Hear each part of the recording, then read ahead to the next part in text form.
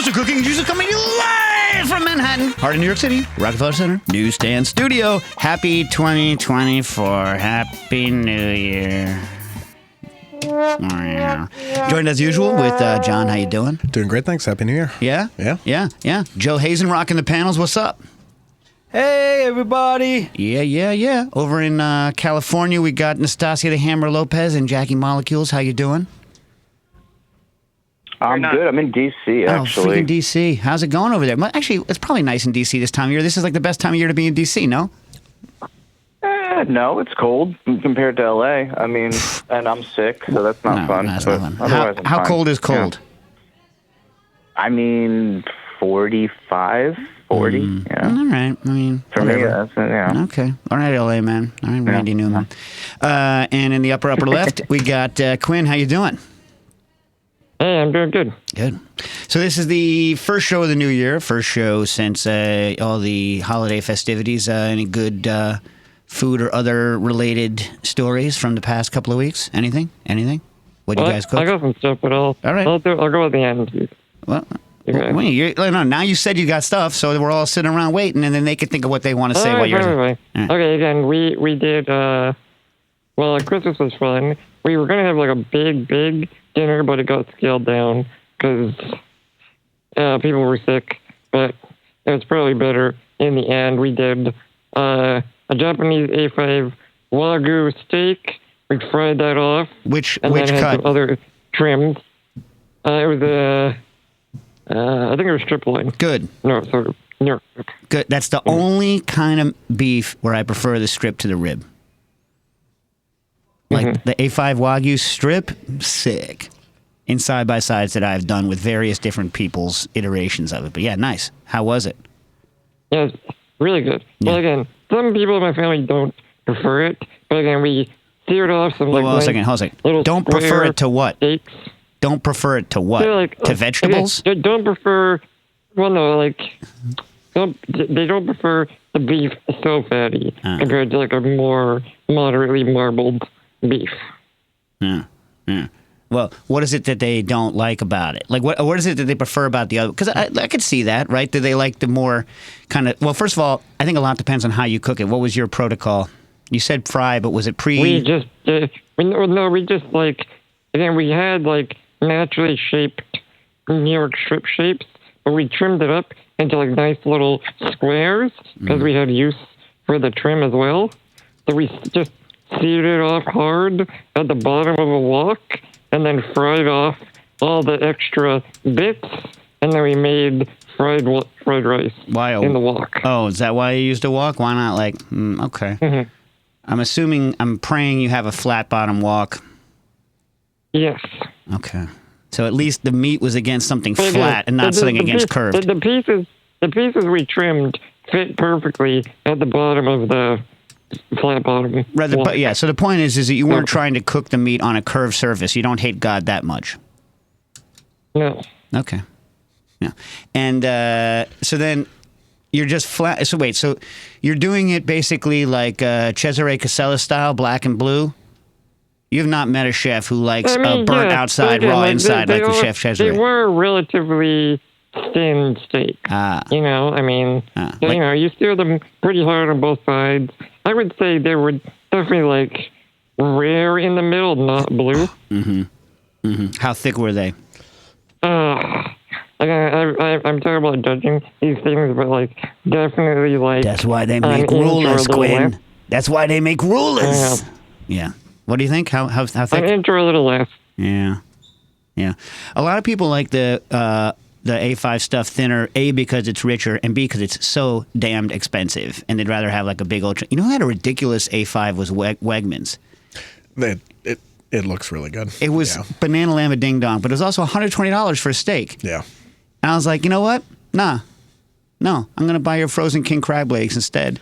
I'm going to buy a decent dry aged steak and your frozen king crab legs. That was my New Year's dinner. I like a frozen king crab leg. That sounds good. Never had. You never had frozen king crab? I don't think I've ever had any king crab. What's wrong with you? I don't know. I'm just for some reason it's become like this holy grail thing, and I think I'm just waiting. No, don't do that. I know. Don't make it a holy grail. Just make it something. Yeah, I know. I should. Yeah. Just do it. Yeah. When you're right, you're right. They catch it. They chop its leg, they cook it, chop its legs off, they freeze it right there on the boat. Yeah, I know. Rewarm it really quickly. I know. Nothing fancy. Yeah. You know? No, you're not wrong. Yeah. I'm wrong. Yeah. They even pre-cut along the seam of the leg so that you could break it. I mean, it's honestly, you should serve it with a pair of scissors, though. Yeah, that makes sense. You know? Yeah. Yeah. Because people are like, how do I listen? Just cut up both sides. Yeah. Open it. No, I need to. Eat it. I mean, everything at the new Wegmans is pretty amazing. That fish section they have is They have pretty wild. They have 3 different fish sections. Okay. One with all the No. Japanese fishes. Well, Wild. not in counting the upstairs. They have the Japanese fish counter, the American fish counter, the frozen case, and the salmon counter. That's true. Crazy. It really is. All right. So you seared at the bottom of the wok, and then you made a fried rice. How was your fried rice? Was it beefy? Really good. Yeah. Again, pretty, simple scallion, ginger, garlic, a little leek as well to like A little make what? it Western holiday leeks. Oh, leeks. You know what? I just won't do leeks in my house. I just can't. I can't. Because like getting grit, there's nothing worse than getting grit, which is why I don't cook clams as much as I would like. Because I love the flavor of clams, hate grit. Love razors, hate grit. Razor is God's clam, I think. Like if you could only have one kind of cooked clam, if you could have only one kind of cooked clam, for me it would be razors. Yeah. Because they're so good. They are. You know what I like that a lot of people don't? They think it's déclassé? Stuffed clams. Oh, love stuffed clams. Love stuff. Love. I think it's like, maybe it's just a Northeast thing. People who don't, I don't know. They're so good. So delicious. Anyone else here like or dislike stuffed clams? I love them. Oh, yeah. Nice. Catch a big old quahog. You know what? I don't think okay, this is bad, but it was like the 70s and 80s, right? Nobody cared. We used to go out without any sort of shellfish license at the Cape and just catch, you walk around at low tide with your toes in the air on your heels. You do that heel walk thing, and you're like feeling for that little hard spot in the sand. And on like the tidal flats, there's the area that's super rocky, right? But then like there's that whole area of the tidal flat that's not super rocky. So pretty much anything your heel feels is a quahog. You know what I mean? And you're digging up these quahogs, and they make the best stuffies, dude. So good. So good. So good. There was a lot of uni on, or what's it called? Yeah. What's the real word? Sea urchin? Sea urchin, yeah. On the beach this weekend. In all the way down by you? I guess the water's still really cold there, right? So I'm sure it's delicious. Cold, but nobody wanted to eat it. Dumb. Okay, I'm not allowed to curse. All right, you almost got me. I almost went non-family on you. I almost just lit a blue streak across the internet. Why would they not? First of all, they're the easiest dang things on earth to eat, especially if anyone had like a pair of scissors on them. Like that's the trick with them is the scissors. Super easy. You could just break them with your thumbs. Yeah, but if you want to not get any particles in it, like click, bang, bang, bang, eat. What the hell? Who wouldn't eat it? Was it Pat? No, I was with Peter Kim, and he was like, no. Why wouldn't Peter Kim eat it? I don't know. What the hell is wrong with him? I don't know. Hey, people. Hey, wake up. If a sea urchin is alive, it's alive, right? You can see it moving its spines, okay? So put on a pair of gloves, cut or smash the bottom out of it, knock out all the goop, and eat its gonads, because it's delicious. Idiot. Like the thing was underwater very, very recently, right? Okay? You think the stuff in the shop that you buy has not been... What the hell are you thinking? Fudge. Oh, my God. I'm sorely disappointed in Peter Kim. That is still a white whale for me. What? Fresh a uni? local urchin. Oh, well. Yeah. Does anyone do it up there? I mean, you need to be able to have... Yeah, but it's all sent to Vancouver. Well, I know you can't just ship it like 20 minutes like further west, or it spoils on the ferry ride over. Well, I don't know. I'm just saying. Yeah. It's frustrating that it gets harvested here, but it all gets sent to Vancouver, and then I'm not going to pay to ship it back here. There must be a way to get it directly. Yeah, I don't really know anything about how like the West Coast coastline works, because I haven't spent that much time on it. But I'm assuming most of that stuff is diver, right? I guess. Because in Maine, we just you go out by yourself, put on swim trunks, you go out, you get them. You know what I mean? You definitely don't want to eat the ones that have been feeding on dead seals. That's a no. That's a gross. Ones that have been eating not dead seals. I told you guys that story. No. We were going for sea urchins. Get this. I think I've told this before, but not in probably many years. So the place, I used to go to this island in Maine that is owned by, descendants of like Buckminster Fuller and like that kind of crew. And so they used to have a lot of fancy art weasels and design weasels on the island. And most of them are architects in the family for generations. Anywho, so one of the people that used to go to the island all the time was Isamu Noguchi, right? And so Noguchi taught these folks how to get sea urchins. So I learned to get sea urchins in Maine from someone who was directly taught by Noguchi, which I think is pretty cool. So anyway, we're in like a little boat. I think it was I can't remember whether it's a flat bottom or a canoe. But anyway, we're going around. And, we're looking through the water and it's clear and it's like rock bottom, not, some sand, but not mud bottom, right? Which is why the lobster folks in Maine disdain our Cape lobsters. They're like mud bottom lobsters. They don't even care, actually. They're like, you're like, oh, do you like Cape lobsters? And they just like spit and then look at you without making, you know what I mean? It's because anyway. So we're like taking the boat over and I'm like, and we're looking for urchins usually on the rocks down low, just below low tide, because they're easy to get. And I see all these sea urchins. And we're like, oh my God, we're going to eat it. And then we're like, why is it in that shape? It kind of looks like a seal. And they were all eating a dead seal. And we were like, let's go back to the rocks. Yeah. I don't think I've ever told this one before. When I was a little kid, we went to, I used to go to Provincetown all the time, which is off the Cape, the end of Cape Cod. Yeah. And so this is like, I don't know, this is like 1982 or 3 or something like that. It has to be before 1983. So we were at Provincetown. There's this jetty that goes across after you go, past the main part of town. There's this jetty. And we used to go out on it, and we would go down in the jetty, and it was like periwinkles and mussels. I mean, so many mussels and periwinkles. So we used to just gather like stock pots full of them, and then we would just boil them off, and we'd sit there with the periwinkles and a safety pin. The mussels you would eat, but the safety pin you pop off the operculum there, the trap door, and you just pop like so much butter, periwinkles. Which I like those little ones better than the big whelks. You know what I mean? Yeah. But they're a pain in the butt. You can never get full. You know what I mean? Yeah. Never. Anyway, so and then we were gathering it once, and we've been doing it for a long time. Guy walks up and he goes, "You see that pipe there?" And we're like, "Yeah." He's like, "That's the sewage from the hotel." And we're like, "Oh." But we didn't die. Pulled a Nietzsche, whatever. Didn't kill us, made us stronger. So there it is. All right, so after the fried rice, what happened, Quinn? Okay, we did fried rice, basic glazed carrots. I did a Kung Pao inspired Brussels sprout. So what inspired it?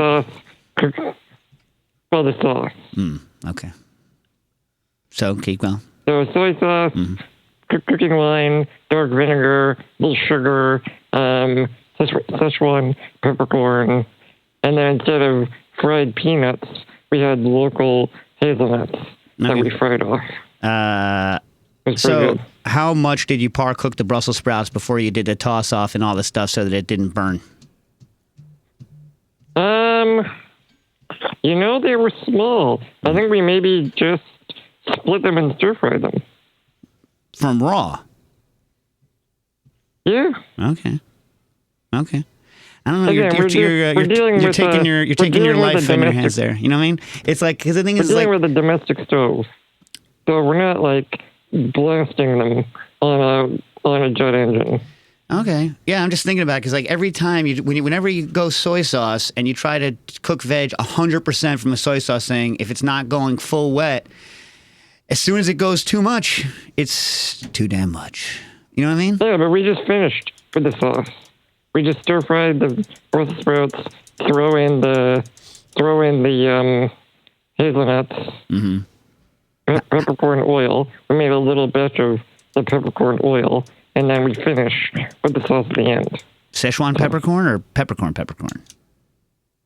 Szechuan. And you like that better than just buying the high-grade Szechuan peppercorn stuff from, what is it, 50hertz.com or whatever it is? That's McGee's favorite Szechuan pepper oil. I 50hertz.com. I had the coins. Yeah. So Yeah, but this person, I mean, this sounds like something you would do, Quinn. This person sources, he like goes to where it is, sources like the best, like Szechuan pepper, like varieties, and then makes a very, very high grade oil, which they only sell fresh. And so when they run out, they run out. Like they don't store it over time, and it's not like just a compounded oil like the filth that I buy and use on a regular basis. I've never had this stuff, but McGee says it's really good. I'm a little mad that they call it, because you know how in Europe, and I'm sure also in Asia, they think that the sensation of a Szechuan, the mala sensation, they think that it vibrates at 50 hertz, right? 50 cycles per second. Mm-hmm. And I'm like, I highly doubt it. What I think is that, like, I bet you if you tested a bunch of Americans, it would vibrate at 60 hertz, because it's just something that we're used to hearing and feeling, right? You're used to getting electrocuted at 60 hertz in our country. You're not used to getting electrocuted at 50 Dave, hertz. I think a lot of people aren't used to getting electrocuted. So it might be a you thing. Oh, I don't know. Joe's with me. Joe's been electrocuted more than once. Are you and the people you associate with? I mean, I know Nastasia is deathly afraid of getting electrocuted. He's not electrocuted, right? You just don't like getting zapped, right, Stas? Well, yeah, I think that's the same, no? Zapped and electrocuted. No, I mean, electrocuted, you die. Everything. But besides static shocks, yeah. I think most people I hate are not static used shocks. to getting electrocuted. The worst shock I ever got that was actually dangerous was I got blasted back by 400 volts once. Hurt. Oh, my God, it hurt. This is why, kids, you don't...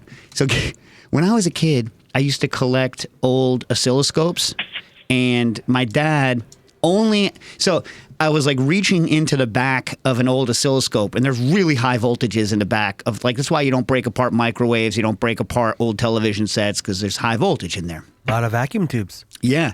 So I reached back into one that was plugged into the wall, because some of these old oscilloscopes had bays that you could pull in and out because they were totally modular, because, you didn't just throw them away and buy new ones like we do nowadays. And it was like, boom! I just got blasted back. I was like, never felt anything like that in my life. And my dad was like, oh, yeah, there's like 400 and change volts back there. That could kill you. I'm like, thanks, Dad. Thanks for the post game. You know what I mean? Oh my God. I have so many. Joe's showing me a pair of pliers that clearly went around a live wire. Oh, yeah, baby. That's the classic half moon live wire cliff action going on. It's impressive. That hurt. Oh, you mean you even got that? It arced over from the handle? Oh, I got hurt a couple times. Damn. I didn't recognize what I was doing. Again, back to back. Oh, that sucks.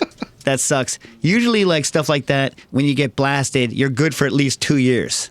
You know what I mean? And then you're like, and then you cut corners again, and boom. So, okay, I'll tell this one because this is one of Dax's favorite stories. So when I was in third grade, I, was reading about insulators, right? But you don't know a lot about electricity when you're in third grade, right? So I'm in third grade, and when you're a kid, they always tell you, don't stick your fingers in electric sockets, as though you can stick your finger in an electric socket. Whose finger is so flat and thin that you could stick it into an electric socket? You can't. So I was like, I told this kid, I forget who it was. Maybe it was George. I forget their last name. Anyway, I was like, yo, I didn't talk like that back then. I was in third grade. But I was like, yo, I could stick a paper clip in this electric socket and not get electrocuted. And he was like, no, you can't. My dad says that'll kill you. And I'm like, your dad's wrong. Your dad doesn't understand insulators. And he's like, you can't. I was like, I can. You can't. Okay. So I took a paper clip during in class recess, opened up into a U shape, took the teacher's masking tape, was like, rack masking tape around it. I was like, this is an insulator. And I go, boop. I stick it right into the electric socket. Remember, it's this old fused building. Boom!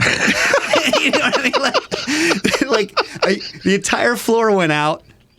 Right? There was a huge char mark around the electric socket, and the masking tape was on fire. I was a little shocked. But I turn around to him. I go, see? not electrocuted. Yeah. Oh yeah. my gosh. Yeah.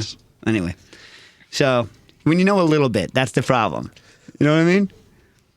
It's a miracle I didn't die over the years. I'll say, yeah. Anywho, all right. So anything else on your miracle steak Brussels sprout day? They are non-burned. First of all, why don't you have gas in your place, Quinn, or no? No, not at all. Oh, fudge. How close is have you ever considered getting one of those outdoor things so that they can do the super high flame Oh, crap we do. outside? We All do. right. All right. Do you have like a walk burner for But outside? it was not in the cards to set up that day. I see. Okay. Anyone else? Anyone else got some fun holiday food experiences? No. It was my mom's 70th birthday, Ooh. and I was staying with her for the week. And we woke up, and I said, I want to take you to brunch. And she said, I want something special. And I was like, okay, what's that? What day of the week is it again? And this should tell. It was on a Friday. Oh, She's yeah, like, I want something tough brunch special. day. And this should tell you how I was raised. And I was like, well, what's special for you, Mom? And she was like, let's go to Denny's. Oh, okay. I haven't been to Denny's in a long time, but did she go for moons over my hammy? She proudly ordered something weird from the senior menu. Just 'cause she Oh could. my God. Is that the cutoff nowadays at Denny's? Because we're living longer, you now can't order from the senior menu until you're 70? No, I don't think she had been to Denny's in that long. You know, she was like, "Oh, I can do the And senior the menu Denny's now." club sandwich is delicious. Really? I haven't been to Denny's in a long time. Last time I was at Denny's, I was relatively soon after I went to college. They had an all-you-can-eat thing, and our server was pregnant, and she said, the amount of food you're eating is making me sick to my stomach. And I was like, Wow. I was like, what you need is a different job. Please bring me more pancakes. You know what I mean? Those things are always a scam because they just start bringing you the stuff slower and slower and slower. Yeah. You're like, I'm going to finish the whole plate. Just bring it. You know what I mean? Anyway. I was just watching Mulholland Drive, and Denny's is referred to as Winkies. Winkies. That's the fake That's Denny's? the fake Denny's in Mulholland Drive. Yeah, That's right, Winkies. yeah. Right, Winkies. Winkies. So it's like a cross between, Wee Winks or Piggly Wigglies and Denny's. So what did you order there, Jack? What do you have at the Denny's? Grand Slam, whatever the Grand Slam breakfast. The thing where basically they give you one of everything, you know. Yeah. It's like pancakes, hash browns, eggs, bacon, sausage, you know. All right. So now, as a grown person, how are their hash browns? Oh, bad. Like flaccid? Not even like undercooked somehow. Oh God. Yeah, which is like kind of the worst sin when it comes to hash browns for me. Listen, nobody wants an undercooked. I can see it now. It's like half watery, half greasy, blonde with still some white patches on it. You cut into it, it breaks that weird way that an undercooked hash brown breaks. You say to yourself, maybe ketchup will help. And you're like, no, no, it won't. This sucks. Can't save the texture. Can't fix no. it. It's like seltzer that's gone flat. Maybe I'll add a lemon. No, That's right. it's not going to work. It's a bad product That's right. now. Can't be saved. You know what I mean? Well, you could save seltzer by true. recarbonating it, and you could send the hash brown back, put it back in the dang deep fryer. That'd save it. That's right. Yeah.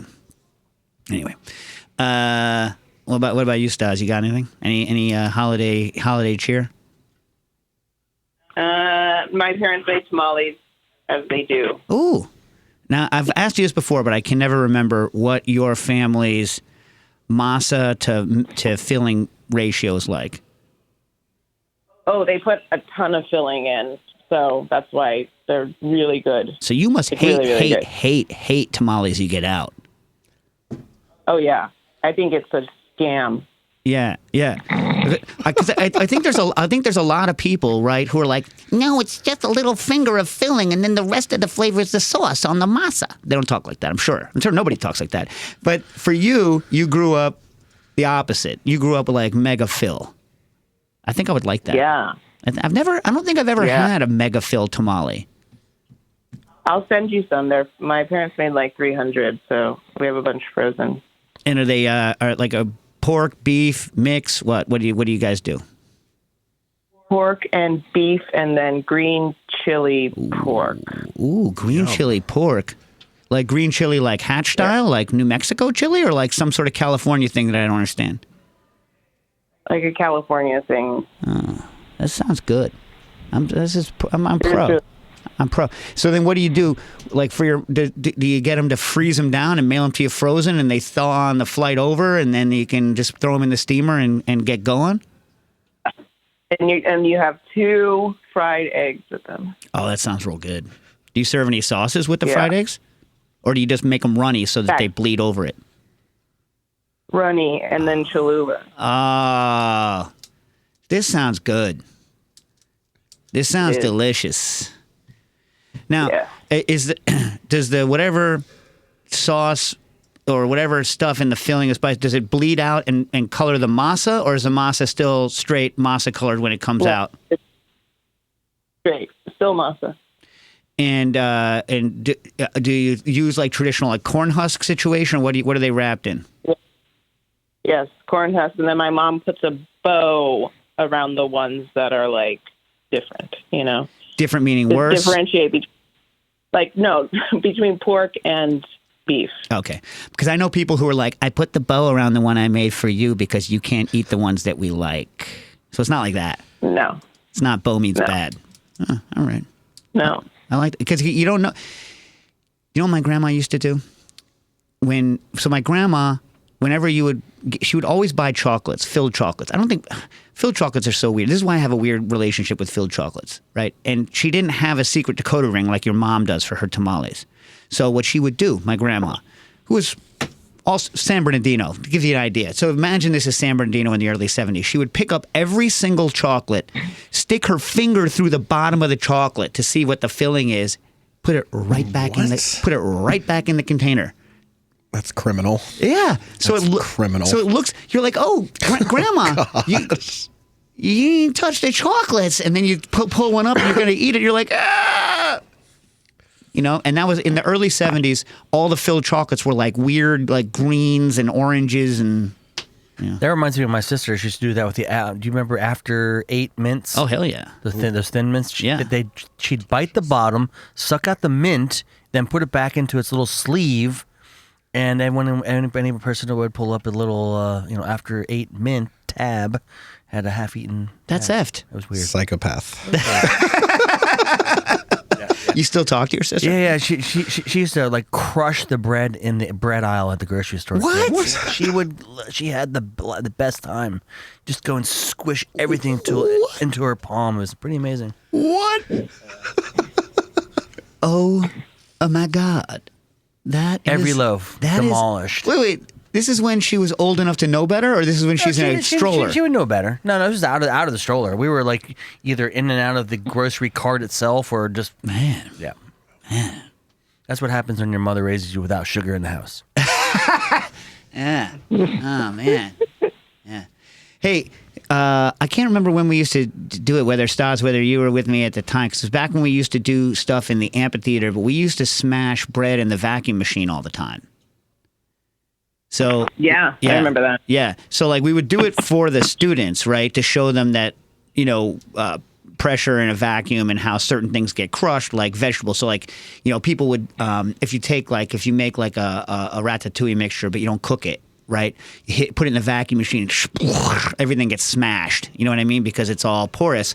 So we would stick Wonder Bread in there, and it would be like down to nothing. But what we used to do for kids is we would decrust it because the crust doesn't crush as much, right? We would decrust it. We would make PB&Js and then put them in the vacuum machine, super flatten them, and then fry them. Oh, they were damn good. They were damn good, I have to say. You know what I mean? Yeah. But we'd have to go buy real Wonder because they were like, "Would you like a Pullman loaf pain de mie?" I'm like, "No, I want Wonder." If I'd wanted your like Frenchy fake Wonder Bread, I would say, "Yo, can I have some fake Frenchy Wonder Bread?" You know what I mean? Totally. Yeah. Yeah. I don't want any substance or body. Come on. What is this? Idiots. Lack of texture. Yes. Oh man, now all I'm thinking about is Nastasia's family's tamales. Now is that Christmas morning, New Year's Day. Which one of those sitches? It's Christmas Eve, and then it's like whenever and anytime you want one after that. Yeah. They're really good. They're really good. I love having like good leftovers like that for a long time. That's money. You know what I miss for Christmas Eve? I haven't been to my mom's in Christmas Eve in years and years and years, but she always does the fish. She always does the fishes. You know what I mean? I miss it. I love that stuff. I cook salt cod. Not as much as I'd like, but I cook enough saltfish. But I don't do the classic like soak. For days and then just like, quick bring up bacala, like Christmas Eve style bacala very often, but I kind of miss that too. I miss the seafood. Yeah, seafood Christmas Eve. I mean, Christmas is the best. I mean, I was never really into the bacala, but yeah, my mother would do this room temperature calamari that was phenomenal. Like a salad, like cooked and then tossed in oil. And then oil and a little bit of vinegar, and there was always red and green peppers in it. It was an onion. It was or scallion. It was delicious. Of course, linguine and clams, shrimp, and then for the next day we do managot. Yeah. Yeah. The managot was the best. I always, my mom always used to make one of the things on the Christmas Eve was this anchovy pasta. And instead of cheese, right, you breadcrumbs. You know what I mean? Oh my God, I could eat so much of that. I could eat so much. I could still see the big simple. bowl. Yeah. It's so simple. It's like it's people really have those types of aversions to making simple dishes like that. Look in the fridge. What do you have? That's what's going to go in it. That's it. Yeah. Anchovy pasta. I haven't made that myself in a long time. I'm gonna make some anchovy pasta. Nastasia thinks that I don't like pasta, but that's not true. In fact. Why was it that you always used to say I didn't like pasta, Nastasia? I don't know. You never ordered it. I thought you didn't like it because you didn't want to feel full or something. Well, it's not like pasta makes me feel full. Okay. Well, I don't know. Depends how much you eat. Well, I feel so. The thing is, right, is like when Nastasia and I were like working side by side every day at the French Culinary Institute, my kids were young. Right? Oh, yeah. Yeah. And so, one of my things is that I was going to be home to have dinner with the kids. I wasn't going to go out for dinner or stay so late that the kids would have to eat without me. I would go home, cook them a meal, and then if I needed to, I would go out again afterwards when they didn't care anymore. And so Nastasia was always like, make pasta. And I think when I would always resist for some reason, and then she was like, it's because you hate pasta. I was like, no. I don't know. No, it's because at the FCI you wouldn't eat pasta for lunch. I thought that was weird. Oh, yeah. Well, I mean, look, I don't like overly watery tomato sauce. You know what I mean? It's like tomato sauce. If it doesn't stick, or gravy. My mom made the. If it doesn't have the right texture, then it's just like soup and noodles. If I want soup and noodles, I'll get different soup. Yeah. Exactly. I was like, because and for our listeners out there, there's a bit of clicking sometimes in on our stream, and it's usually a ballpoint, a pen. Yeah. Today it's an X-Acto blade. Yeah. Sorry, I'm a fidgeter. You know what I never learned to do? All the kids at debate in high school could do the pen flip. Yeah. Can any of you guys do that? Around. Twirling pen? Very poorly. I could never do it. They would just sit there and keep doing it. I'm like, show off, jerk. My fat fingers can't do that. I also can't type on my phone properly. You know what I mean? Yeah. All right. I brought some of my Christmas cookies. Hopefully, they're a little thawed. So these are two of my. They're not the Christmas cookies that are like my great grandmother's, because those ones that you kind of need to have been raised with them to like them, because they're chocolatey but they're dry. You know what I mean? But these, if you guys want to try them, these are my so Ricciarelli are like the Italian almond cookies. But then I started last year making them also with pecans. So it's the same recipe but with pecans. And these are a super easy recipe for anyone to make. When I make them with almond, I add zest. I add like lemon and orange zest usually, and some almond extract. But I'll give you the recipe real quick. You take where is it? You take should I give them for a full pound? Full pound, right? So a pound of nuts. Don't have them like Don't get them like raw is fine. Don't get them like too salty or too overcooked, or it's going to get ruined when it's done, right? So either pecans or almonds, like a pound, and then where am I? 302 or 300 of. If you do it with pecans, I would use light brown sugar. With almonds, I would use white sugar, and then like a half teaspoon of baking powder.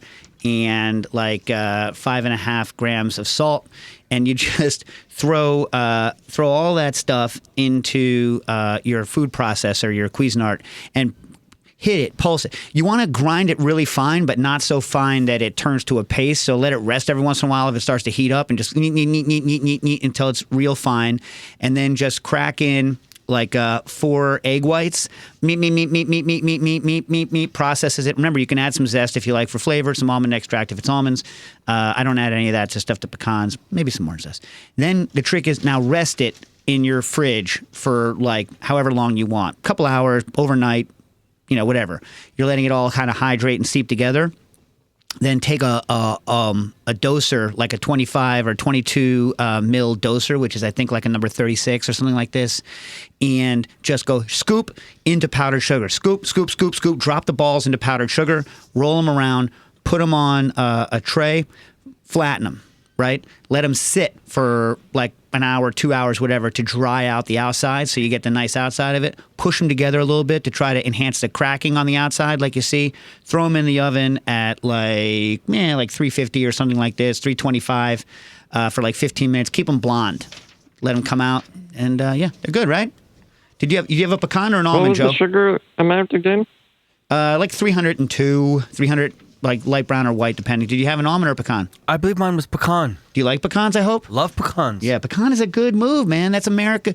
If you can't get hickories, pecan is our other nut. I wish I had got, you know what? I didn't buy, I looked it up because we had those fresh pecans here. They were so good, right? But I forget the name of the variety that everyone said I should try. Ellicott?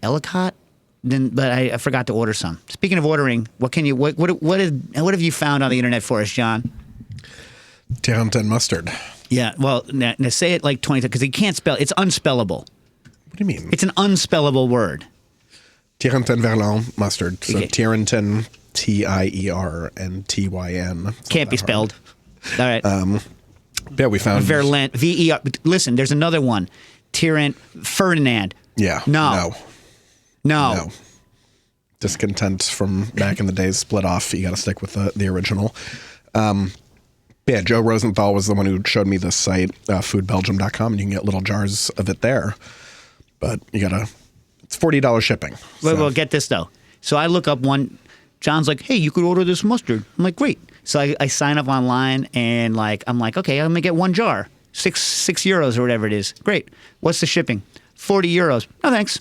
And so then, but today he looked it up. 10 jars, also €40. Yeah. Yeah. So you need to gather your closest buddies who live in your similar zip code area, like within car distance of you, within happy to go visit them distance, split up the order with them, and then it's more reasonable. Sure. You don't want to buy in bulk because you'll eat it quickly.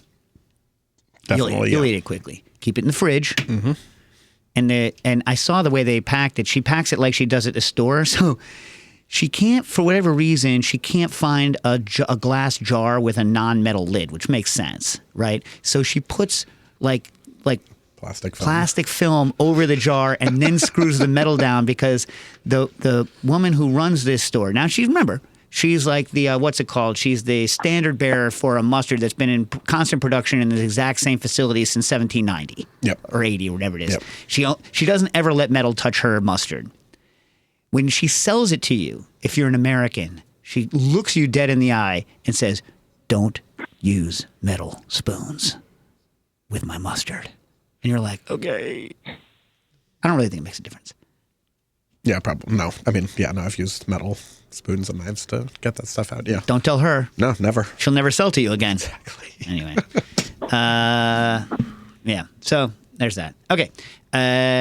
What else? We got anything else? We good? We got some questions? Oh, by the way, if in the 20 seconds, just 20 minutes, but if you in time left, you want to call in to 917-410-1507. That's 917-410-1507. You can do that if you're a Patreon member. John, I'll talk more about it. By the way, I've heard that we haven't yet set up the combustion engineering thing, but we're going to work on that very soon for our Patreon members. You want to tell them what goes on?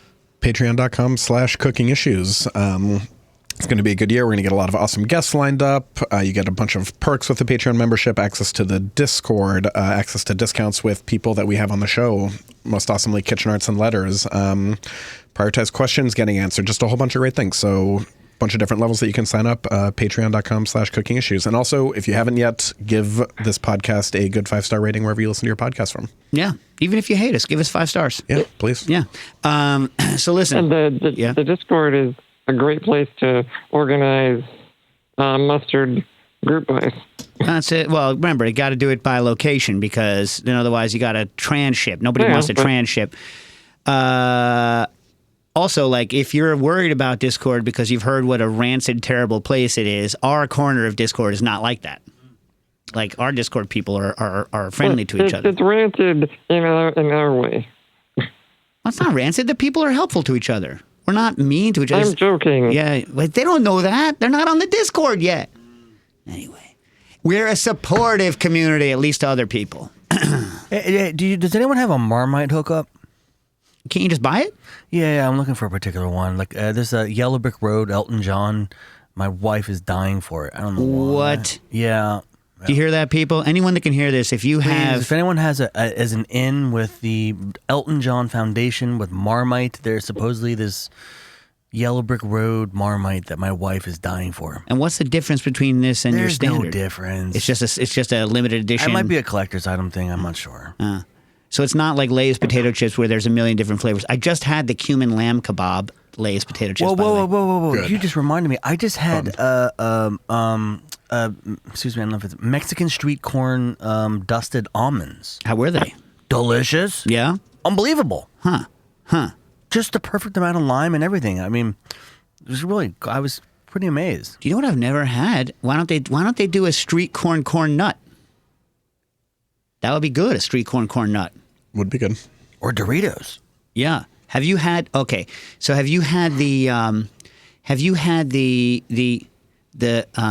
Philippine garlic corn nuts? I forget what they're called. They're real good, but that one you could like maybe throw some cheese powder on, get close. You know what I mean? It'd be good. Those things are good, real garlicky, and they have little pieces of fried garlic husk in them with them. The word is similar to chicharron, but not. Anyway, they're good. They're good. Oh, by the way, Stas, you'll appreciate this. I'm going to see Sweeney Todd tomorrow night. Broadway cast. I was supposed to go see that. Because I like people that get murdered when they're getting their haircuts. Who's in it? Josh Groban? Is he still doing it? It's the Grobinator. He's about to be done. Yep. I hear he's really, really good. I mean, that's not like Groban's normal style of music is not what I normally listen to. You know what I mean?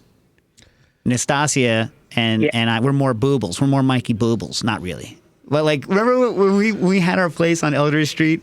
Like the Christmas, quote unquote, Christmas radio was 100% Buble 100% of the time. All Boobles all the time. We're like, oh my God, the Boobles.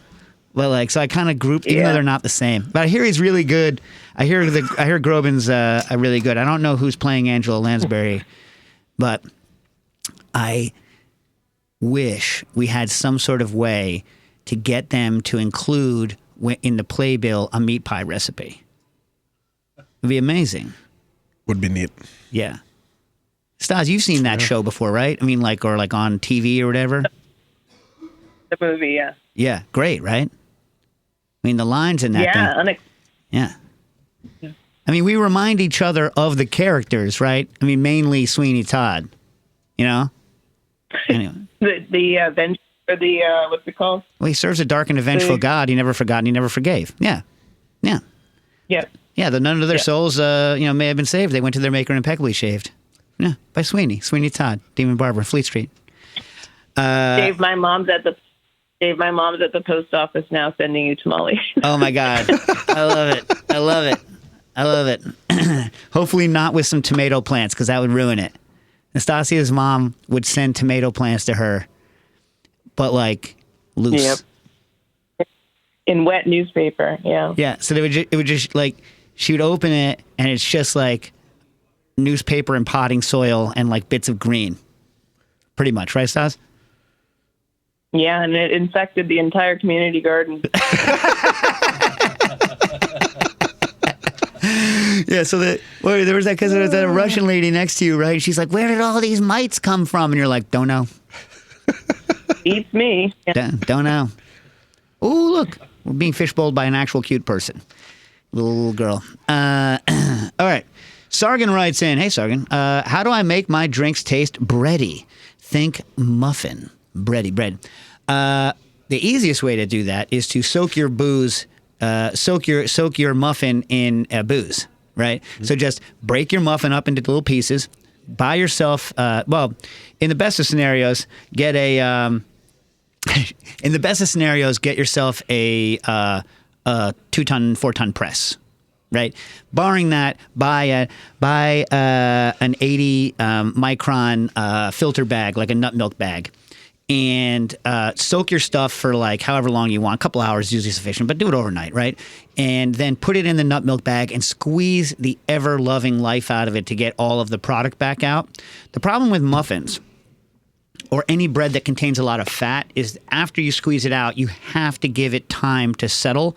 The fat will rise to the top, and then you can kind of siphon off the non-fatty stuff. Or, barring that, if you don't mind the fat in your drink, you can emulsify the fat into the liquor using xanthan Arabic mix, right? And then the fat is actually emulsified into the drink. But it works really well with also bread. Right, so classically you'd use a high-flavored bread like a pumpernickel or something like this, and you can get very good flavors that way. Another way is to, if you just want kind of more toasted but not an actual flavor of a bread, is if you make a 2-to-1 simple syrup and use diammonium phosphate, which yeast nutrient. You're adding a protein to the sugar. You get intense Maillard bready reactions if you pressure cook the syrup for an hour or so. It comes out like dark black, and that'll give like a bready, cooked brown sugar caramel note to drinks as well. Were these good suggestions? Is this good? Yeah, it's more your field of expertise, but yeah, it sounds good. All right. Lord Nabu, I feel so bad. Lord Nabu wanted to cook goose on Christmas. And we didn't give low quality individuals. We didn't give them any good advice, but I want to know how your goose came out. I mean, I gave the snarky response of the best goose is duck. So the best way to cook a goose is to buy a duck instead. But that's kind of a bad result. Look, somewhere there has to be someone that sells a really good goose. I also have a goose in the freezer. Yeah? Is it real thin and bony? Because every goose I've ever bought is like super bony. It makes me wonder why Tiny Tim wanted that thing. You know what I mean? I'm like, well, this is what you're like pining for? Jeez, Louise. You know what I mean? Like, I'm sure in England they must have some like amazing goose, but I've never seen a good goose here. You know? I don't know. We got a call? Caller, you're on the air. Probably someone telling me I'm wrong about geese. Maybe it's Lord Nabu. I'm not saying you're wrong. This is Patrick calling from Brooklyn. How you doing? How you doing? It is a response to the geese, though, is that I've had a few attempted geese on Christmas that were middling to pretty good, at least as leftovers. But the response was, don't do it on Christmas. But right. September 29th is Michaelmas Day, however you pronounce it, where traditionally Nickelback? one gives a goose. Well, that would be even weirder. Michaelmas, like a Michaelmas. Yeah. Michaelmas, Michaelmas. And that's a traditional day for eating goose. So I've designated, suggesting that maybe people cook goose on that day instead. But maybe if there's a Patreon-wide goose cooking thing this year. Yeah. For some participation, because there's some secret here. It's just hard to unlock compared to other things. Let's do it this way. Let me ask you this, and see, since you have recent experience cooking geese. So when you cook, the thing about turkeys, right, is that they have relatively good meat yield, right? and they feed a relatively large number of people meat.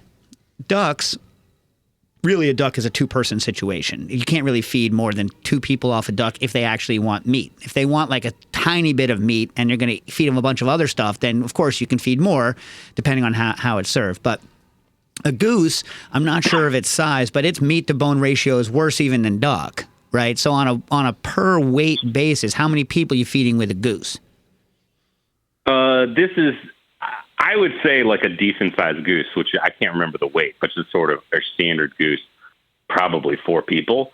But I think that the conceptually what I wanted to cook it whole, like Cantonese style, without the same flavorings, but then use it over multiple meals too, so small amounts.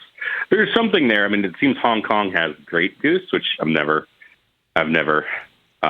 tasted, but injection brining it with some goose stock before. I don't think I'd had a high enough salinity.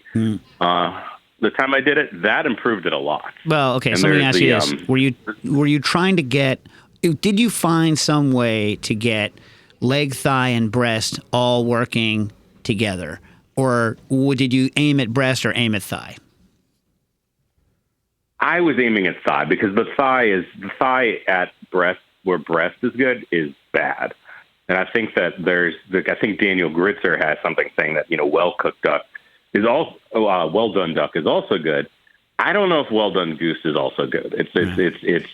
It's slightly different. So there's something to unlock here, but the biggest suggestion is just make it a separate thing from Christmas. So it's going to require years of experimentation, I think, for non-goose cooks. The one recommendation is the Confucius style duck that you can get frozen on Chinatown and Division Street. Much better than which Schlitz, which makes most of the ducks in the U.S. I mean, sorry, Schlitz, the beer people. Schlitz, no, different, but it's in, I think, Nebraska or something, or North Dakota. But it's leaner, and because I've bought the other geese were from D'Artagnan and a farm, and they were just too fatty for any sort of real use beyond making fat. So this rendered maybe like a quarter cup. It'll drain your bank account, though. That D'Artagnan goose will definitely drain your bank account. So if you really need to spend a lot of money for tax purposes, so sort of the opposite. So I'll send in the liquid goose fat to the IRS. Yeah. Anyway, that's my 2 cents on goose. Wait, hold up. So the other thing I hate about this, see what you think, is like duck and goose to a similar extent is not fun to fabricate before it's cooked because it's so greasy. You know what I mean? I remember once I tried to rip the legs out and do a pre-cook on the legs and then put them back in and then aim at breast. But it's just a nightmare working with. You know what I mean? Yeah, it's not fun. I mean, like all these things, the better versions. I haven't seen roast goose in any Chinatown in New York, but I'm sure it's available.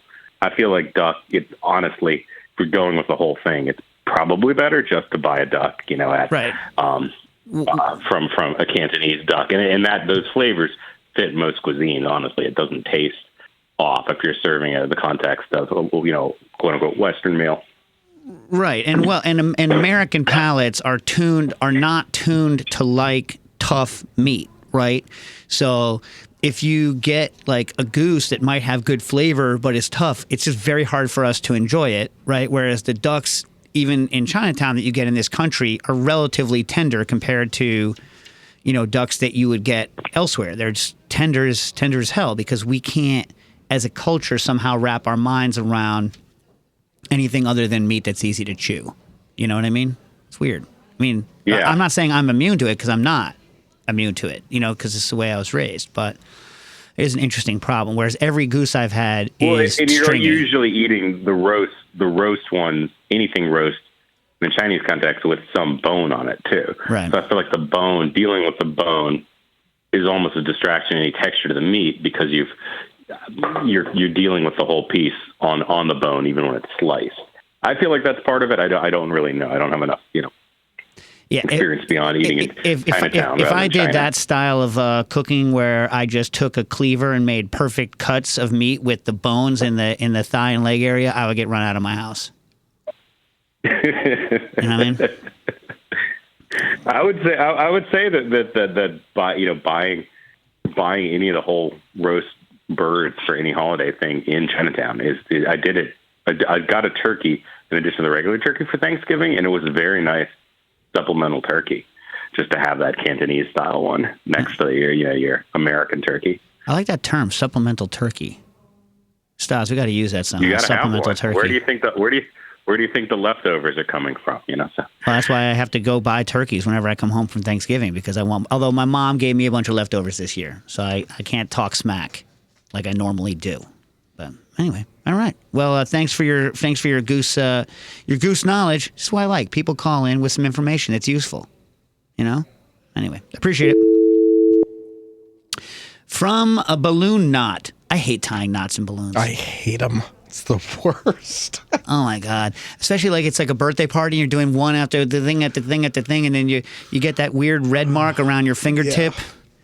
And you know what? No one ever appreciates it. I hate balloons. Really? Because when they pop the stuff everywhere? No, it's the anticipation of it popping that I'm scared of or frightened. Yeah. What about that noise? I think that's a cool noise. Yeah. Yep. You know what I've never gone on? I've never gone clip. I've never hated the knot so much that I'm paying for clips. Because to hell with that. You know what I mean? Yeah. Yeah. Balloon Knot writes in, I've learned a technique to remove oxidized fish fat flavors from liquids by heating an iron rod until it's red hot and then plunging it into the offending liquid. That's another term for us, right? Offending liquids. I've tried this technique and confirmed that it is bona fide working. Why would this be, and what does a red hot poker do? Well, that's interesting. I don't know. I wasn't able with a quick Google-a-thon to find someone doing this technique. I can search further. There's a couple ideas I have. Is that I wonder if it's actually oxidized fat or if it's like some other like let's take fish, like not fish liquids, but fish, right? So like obviously fishy aroma, a lot of it is trimethylamine, which is TMA. TMA is bound either by caseins, which is why you milk soak raw fish sometimes to have it bind with the casein, or it's not neutralized. It's the opposite, whatever it is, with acids, rendered non-smelly with acids. But it also volatilizes at a relatively low temperature, which is why you tend to notice it less if you fry the surface of a fish because it's so hot, right? So I'm guessing that if there is like a TMA situation, maybe the red hot poker is just nuking and volatilizing that stuff out. I'd be curious to know whether the aroma is intensely bad as it's steaming and then it gets better after it's been violently boiled. The other thing is that if it is fats, right, so free fatty acids are also volatile and rapid boiling of them will boil it off. The only I'd have to test it. I'd have to look at it and figure it out. I mean, I know for a fact that also the super high heat can change some chemistry locally where the iron is. I don't know if it can change it throughout the entire medium, and it depends on how long it stays in, but I don't know. It's an interesting thing. Agos writes in, whenever I go to restaurants and bars in the mountains, the espresso they serve is always terrible, tasting more burnt the higher I go, in the range of 2,000 to 3,000 meters above sea level. That's like 9,000 feet. That's high. For those of you that don't speak meters, real high. Is the altitude and the consequent lower atmospheric pressure responsible for this? And if so, can an espresso machine be adjusted to compensate for it? Well, listen, I think there's different issues going on here. The interesting thing about espresso machine as opposed to brewing is that it's not under atmospheric pressure. It's in a boiler. So you can set your pressure stat to kind of get whatever temperature you want. What is different is the pressure on exit. So I've heard a lot of people say that there are problems with crema because you're so much closer to the boiling point when it exits the portafilter than you would be at ground regular atmospheric pressure, right? So that's an issue people have with crema. But I don't know about what the flavor. Another problem is it's real dry in the mountains. So whatever the issue, they're probably going to have to use finer grind or more grinds because it's so dry. There's less moisture in the beans. That could also be a situation that they have. The last thing is your taste change. So if you search there's been a lot of research on your perception of flavors at high, not you personally, but one's perception at high altitudes. And what's interesting is that bitter is not dampened nearly as much as sweet and salt is at high altitudes. And even over a sustained period of a couple of weeks, according to some studies. So I would look at that. Maybe it's actually you at altitude and not the coffee at altitude that's causing the problem. Lavin wants to know, has anyone ever happened to use one of the Arcobaleno spiral mixers? I have not, but if anyone out there has any idea about the ASM 40 Arcobaleno spiral mixer, which is, I guess they're using it for pasta because that's what Arcobaleno does, please let us know if you have anything on it. And Dr. Smokehouse wanted to know about duck confit with Chris Young. Do you think, and we'll do this next time, but you guys, well, tell us what you think, and then we'll talk about it. Do you think salting mechanisms matter much overall, and do you have a preferred cooking method? Oven, stovetop, sous vide. I do, but I'll have to spend more time on it later. I'm not going to be here next week. I just realized over the break I'm going to be in San Antonio next week on Tuesday, so maybe we have to schedule a special session. Cooking issues.